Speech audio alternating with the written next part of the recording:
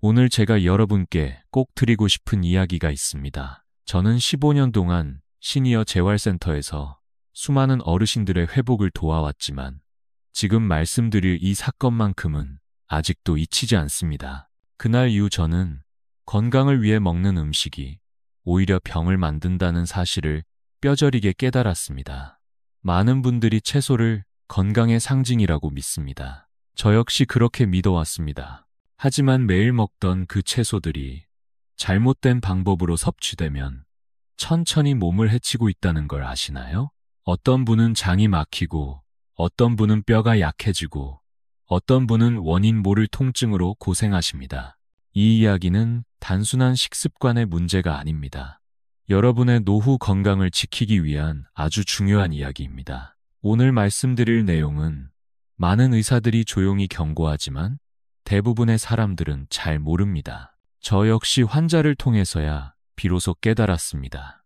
이 영상을 끝까지 보신다면 여러분의 식탁이 완전히 달라질 겁니다. 건강을 위해 먹던 채소가 언제부터 독이 되었는지, 그리고 어떻게 다시 약으로 바꿀 수 있는지를 제가 하나씩 말씀드리겠습니다. 여러분의 삶이 더 건강하고 편안해지길 바라며 지금부터 그 이야기를 시작하겠습니다. 제가 처음 이 문제의 심각성을 실감한 건 박순자 어르신의 사례를 통해서였습니다. 앞서 말씀드린 것처럼 건강을 위한 식습관이 때로는 건강을 해칠 수 있다는 걸 몸소 보여준 분이었습니다. 박 어르신은 올해 77이시고 평생 시골에서 직접 농사를 지어 오신 분입니다. 특히 본인이 정성껏 키운 가지를 매우 자랑스러워 하셨습니다. 신선한 게 최고야라며 가지를 생으로 썰어 초장에 찍어 드시는 게 일상이셨죠. 처음에는 아무런 문제가 없었지만 어느 날부터 배가 아프고 토하는 증상이 반복되기 시작했습니다. 병원에 가신 뒤 의료진이 가장 먼저 물은 건 최근 특별한 음식을 드신 적 있나요? 라는 질문이었습니다. 어르신은 당당하게 가지 먹었어요. 생으로요? 건강에 좋잖아요. 라고 답하셨습니다. 하지만 그게 문제였습니다. 가지에는 솔라닌이라는 독성 성분이 들어 있습니다. 특히 익히지 않고 날로 먹으면 이 성분이 체내에 그대로 흡수돼 복통, 구토, 어지럼증을 유발할 수 있습니다. 솔라닌은 열에 약하기 때문에 가지는 반드시 익혀서 드셔야 합니다. 볶거나 끓이거나 된장국에 넣어 끓이면 안전하게 즐기실 수 있죠. 박 어르신도 이 사실을 아신 뒤로는 더 이상 가지를 생으로 드시지 않으십니다. 오히려 지금은 가지볶음을 가장 즐겨 드시는 반찬으로 꼽으시며 그날의 고통은 두 번 다시 겪고 싶지 않다고 말씀하십니다. 이처럼 우리가 아무렇지 않게 지나치던 식습관 하나가 몸에 큰 영향을 줄 수 있다는 사실을 다시 한번 느끼게 된 사건이었습니다. 그리고 이 이야기는 여기서 끝나지 않습니다. 그 다음 사례는 저조차도 처음엔 믿기 어려웠던 이야기입니다. 박 어르신의 사례가 생으로 먹는 것의 위험성을 보여주었다면 다음 이야기인 이영숙 어르신의 경우는 손질 과정의 실수가 얼마나 큰 문제로 이어질 수 있는지를 말해줍니다. 이 어르신은 올해 78로 명절 때마다 직접 토란국을 끓여 가족들에게 대접하는 걸 큰 기쁨으로 삼으셨던 분입니다. 시골에서 직접 캐온 토란을 정성껏 손질해 국을 끓이곤 하셨는데 문제는 그 손질 방법에 있었습니다. 어느 날 맨손으로 토란 껍질을 벗기다가 손이 가렵기 시작했고 시간이 지날수록 따갑고 갈라지는 증상까지 생겼습니다. 처음엔 단순한 피부 트러블이라 생각하셨지만 손등이 붓게 붓고 갈라지자 급히 센터로 오셨습니다. 확인해보니 피부 자극이 매우 심각한 상태였습니다. 그 원인은 토란에 들어있는 옥살산 칼슘이라는 성분 때문이었습니다. 이 물질은 피부에 닿기만 해도 자극을 유발하고 익히지 않은 상태로 섭취하면 콩팥 기능에 악영향을 줄 수 있습니다. 더 무서운 건 이것을 모르고 먹게 될 경우 속이 아리거나 숨이 차는 등의 증상까지 발생할 수 있다는 점입니다. 다행히 이 어르신은 먹기 전에 손에 반응이 나타나 큰 사고를 피할 수 있었지만 저로서는 그 사건 이후 토란의 위험성을 절대 가볍게 보지 않게 되었습니다. 토라는 반드시 장갑을 착용하고 손질해야 하며 끓는 물에 충분히 삶고 첫 삶은 물은 반드시 버린 뒤 다시 삶아야 안전하게 드실 수 있습니다. 이영숙 어르신도 이후엔 토란을 손질하기 전 식초물에 담그는 습관까지 들이시며 이제는 안심하고 즐긴다고 하십니다. 이처럼 잘 아는 음식이라도 잘 모르는 조리법 하나가 건강을 위협할 수 있습니다. 그런데 다음 사례는 단순히 피부나 배앓이보다 더 깊은 곳, 우리 몸의 세포 건강과도 연결되어 있었습니다. 앞선 이영숙 어르신의 사례가 피부와 콩팥에 관한 경고였다면 이번에 소개드릴 최민호 어르신의 이야기는 훨씬 더 조용히 그러나 깊고 은밀하게 우리 몸을 망가뜨릴 수 있는 위험을 다루고 있습니다. 최 어르신은 올해 68이시고 등산을 좋아하시는 분입니다. 봄마다 산에 올라 직접 고사리를 꺾어 오시는 게 큰 즐거움이셨죠. 어느 날 센터에 고사리 한 보따리를 들고 오셔서 팀장님, 이거 산에서 막 꺾은 건데 같이 나눠 드세요.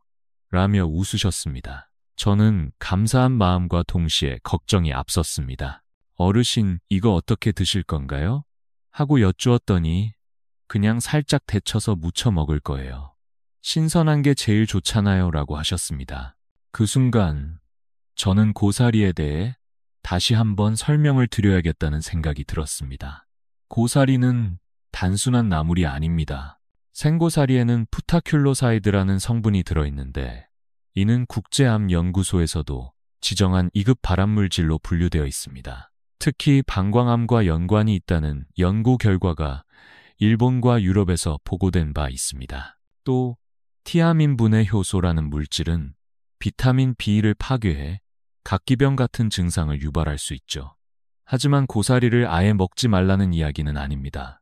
적절한 방법으로 삶고 물에 충분히 우려내면 독성 성분 대부분은 제거됩니다. 실제로 센터에서는 생고사리를 15분 이상 삶은 뒤 하루 정도 찬물에 담가두고 4시간마다 물을 갈아주는 과정을 안내하고 있습니다. 최 어르신도 이후로는 고사리를 바로 먹지 않고 삶고 담그는 과정을 꼼꼼히 지키시게 되었고 예전에는 먹고 나면 속이 더부룩했는데 이젠 아무렇지도 않다며 고마움을 전하셨습니다. 이처럼 우리가 아무렇지 않게 몸에 좋은 나물이라 생각하는 것들도 그 안에 숨은 독소를 모르면 몸에 부담이 될 수 있습니다. 그런데 다음 사례는 조금 다른 방식으로 좋은 조합이라 믿었던 음식들이 실제로는 서로 충돌하며 몸을 망치는 이야기였습니다. 최민호 어르신의 고사리 이야기처럼 우리가 흔히 건강식이라고 여기는 재료들에도 숨은 위험이 있을 수 있다는 걸 확인했습니다. 그런데 때로는 좋은 재료들끼리 함께 먹는 것이 오히려 우리 몸에 해가 되는 경우도 있습니다. 정수진 어르신은 올해 69이시고 건강에 대한 관심이 무척 높으신 분입니다. 특히 고기를 드실 때는 늘 채소와 함께 드시는 걸 원칙처럼 지켜오셨죠.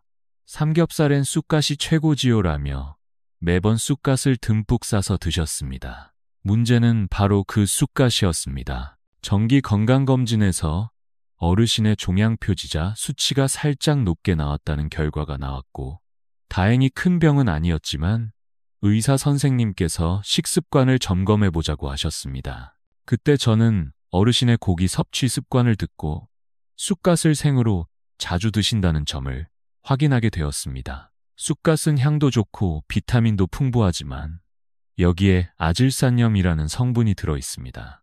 이 자체는 해롭지 않지만 육류나 생선에 들어있는 단백질과 만나면 니트로소아민이라는 발암물질이 생성될 수 있습니다. 특히 구운 고기와 생쑥갓을 함께 먹을 경우 이 반응이 더 활발해진다고 알려져 있습니다. 정수진 어르신은 그 이후로 식습관을 바꾸셨습니다.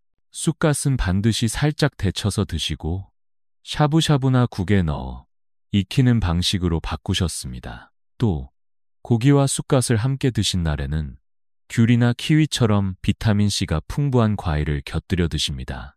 왜냐하면 비타민C는 니트로소아민 생성을 억제하는 작용이 있기 때문입니다. 6개월 후 재검진에서 수치는 정상으로 돌아왔고 어르신은 좋은 음식도 조합을 잘못하면 해가 될 수 있다는 걸 이제야 알았다며 깊은 후회를 하셨습니다. 이처럼 우리가 몸에 좋다고 믿고 반복하는 습관들이 사실은 건강에 조용히 독이 될 수 있습니다. 그렇다면 나이가 들수록 채소를 어떻게 먹어야 안전하고 건강할까요? 이제 그 해답을 하나하나 알려드리겠습니다. 앞서 정수진 어르신의 사례에서 보셨듯이 채소는 어떻게 먹느냐에 따라 약이 될 수도 있고 독이 될 수도 있습니다.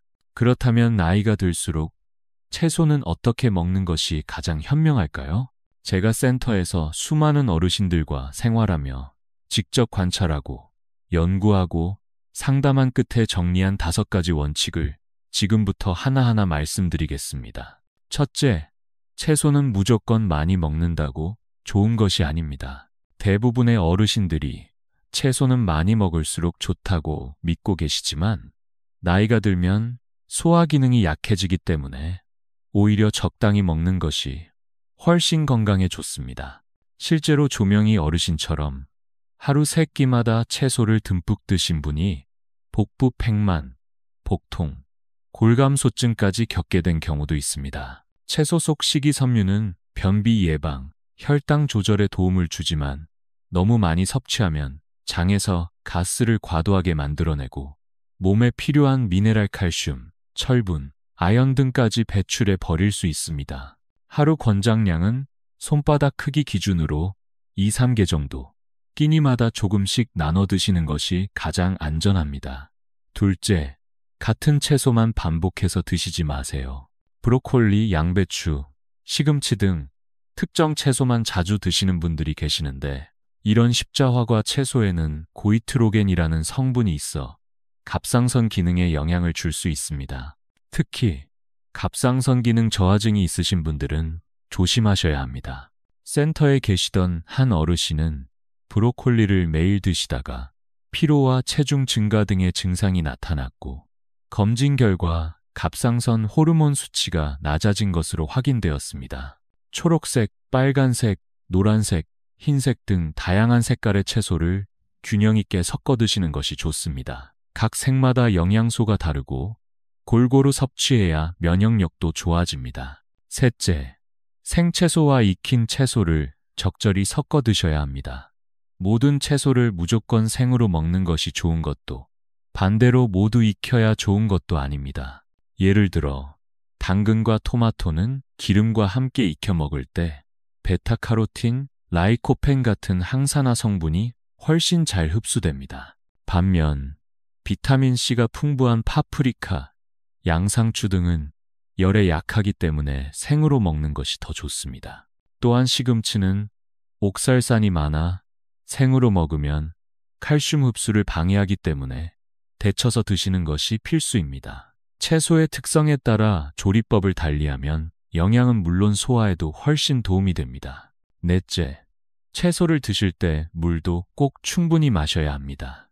채소에 들어있는 식이섬유는 수분을 흡수하는 성질이 있습니다. 그런데 물을 충분히 마시지 않으면 오히려 변비가 생기기도 합니다. 특히 나이 들수록 수분 섭취가 줄어드는 경향이 있어 더 주의가 필요합니다. 하루 1.5리터에서 2리터 정도, 컵으로는 80컵 정도의 물을 마시는 것이 좋습니다. 아침에 일어나서 미지근한 물 한 잔, 식사 30분 전에 물 한 잔씩 마시는 습관을 들이시면 장 운동에도 도움이 됩니다. 단, 식사 중에는 과도한 물 섭취는 소화액을 희석시킬 수 있으므로 적당히 드시는 것이 좋습니다. 다섯째, 채소만 먹는 식사는 오히려 영양 불균형을 초래할 수 있습니다. 요즘 채소만 드시면서 다이어트를 하거나 건강식을 실천하시는 분들이 많지만 우리 몸은 탄수화물, 단백질, 지방 모두가 골고루 필요합니다. 특히 단백질이 부족하면 근육이 줄고 면역력이 약해지며 어르신들에겐 근감소증 위험까지 따릅니다. 채소를 드실 때는 삶은 달걀, 두부, 생선, 닭고기, 콩류 등 단백질 식품과 함께 드시는 것이 좋습니다. 또 들기름, 올리브유, 견과류 등 건강한 지방도 함께 섭취하셔야 영양소 흡수율도 높아집니다. 센터의 한 어르신은 채소만 드시던 식단에서 계란과 들기름을 추가한 후 기운이 훨씬 좋아지고 피로감도 줄었다고 말씀하셨습니다. 이 5가지 원칙은 단순한 이론이 아니라 실제 어르신들의 변화를 통해 검증된 방법입니다. 여러분께서도 오늘부터 이 원칙들을 하나씩 실천하신다면 속이 편해지고 몸이 가벼워지는 경험을 하실 수 있을 겁니다. 그럼 여기서 많은 분들이 궁금해하시는 질문 몇 가지를 짚어보겠습니다. 샐러드는 괜찮을까요? 채소 주스는 몸에 좋을까요? 유기농 채소는 믿을 수 있을까요? 다음으로 그런 질문들에 대한 답을 드리겠습니다. 앞에서 5가지 채소 섭취 원칙을 알려드렸더니 많은 어르신들께서 이렇게 물으십니다. 그럼 샐러드는 먹으면 안 되나요? 채소 주스는 괜찮나요? 유기농이면 안심해도 되나요? 등등. 지금부터 이 질문들에 대한 답을 하나씩 드려보겠습니다. 먼저 샐러드는 드셔도 됩니다. 다만 몇 가지를 꼭 주의하셔야 합니다. 첫째, 채소를 깨끗이 씻는 것이 가장 중요합니다. 흐르는 물에 3번 이상 씻고 가능하면 베이킹소다나 식초를 푼 물에 5분 정도 담갔다가 헹구시면 농약이나 이물질 제거에 효과적입니다. 둘째, 샐러드에 단백질을 꼭 추가하세요. 닭가슴살, 삶은 달걀, 두부 등 단백질이 들어가야 포만감도 있고 영양 균형이 맞습니다. 셋째, 시판 드레싱은 설탕과 나트륨 함량이 높을 수 있으므로 집에서 직접 만들면 더 좋습니다. 올리브유에 레몬즙, 소금 한 꼬집만 넣어도 훌륭한 드레싱이 됩니다. 둘째, 채소 주스도 나쁘지 않지만 과용은 금물입니다. 시중에 파는 채소 주스는 당분이 많을 수 있으니 성분표를 꼭 확인하세요. 가급적 집에서 직접 갈아 드시는 것이 좋으며 하루에 1~2잔 정도면 충분합니다. 또한 주스만으로 채소를 섭취하기보다는 꼭 씹어서 먹는 것도 병행하셔야 합니다. 씹는 행위 자체가 소화액 분비를 도와주고 위장의 부담도 줄여줍니다. 셋째, 유기농 채소가 무조건 안전한 것은 아닙니다. 유기농이라 하더라도 세균이나 기생충 위험은 여전하므로 반드시 깨끗이 씻어야 합니다. 유기농 채소일수록 자연 그대로 자라서 오히려 세균이 많을 수 있다는 점 꼭 기억하세요. 마지막으로 나이 들수록 채소를 더 많이 먹어야 하나요? 라는 질문도 자주 받습니다. 결론부터 말씀드리면 많이가 아니라 잘 드시는 것이 중요합니다. 특히 70대 이상 어르신들은 소화 능력이 약해지므로 너무 질기거나 많은 양보다는 부드럽고 익힌 채소를 소량씩 자주 드시는 것이 훨씬 좋습니다. 이제 채소를 어떻게 먹어야 하는지는 아셨을 겁니다. 그렇다면 마지막으로 오늘 이야기 전체를 정리하고 지금부터 실천할 수 있는 구체적인 방법을 함께 나누어 보겠습니다. 이제까지 채소를 어떻게 먹어야 하는지에 대해 함께 살펴보았습니다. 지금까지의 이야기를 다시 정리해보면 딱 4가지 습관만 바꿔도 건강은 크게 달라질 수 있습니다. 첫째, 가지는 반드시 익혀서 드셔야 하고, 둘째, 토라는 장갑을 끼고 손질하고 충분히 삶아야 하며, 셋째, 고사리는 하루 이상 물에 담가 독소를 빼야 하고, 넷째, 쑥갓은 고기와 함께 드실 때 꼭 익혀 드셔야 합니다. 이 4가지만 기억하셔도 여러분의 몸은 훨씬 더 편안해지고 건강해질 수 있습니다. 박순자 어르신은 가지를 익혀 드시기 시작하면서 구토와 복통이 사라졌고, 이영숙 어르신은 토란 손질법을 바꾼 후 손 피부가 완전히 회복되었습니다. 최민호 어르신은 고사리 처리 방법을 익힌 후 속이 편해졌고, 정수진 어르신은 쑥갓 섭취 습관을 바꾸고 종양 표지자 수치가 정상으로 돌아왔습니다. 이분들의 공통점은 단 하나입니다. 작은 습관 하나를 바꿨을 뿐인데 삶의 질이 눈에 띄게 좋아졌다는 것, 여러분도 하실 수 있습니다. 오늘부터 식탁에서 채소를 대할 때 한 번만 더 생각해 보세요. 이 채소는 익혀야 할까? 너무 많이 먹는 건 아닐까? 다른 영양소는 충분히 챙기고 있나?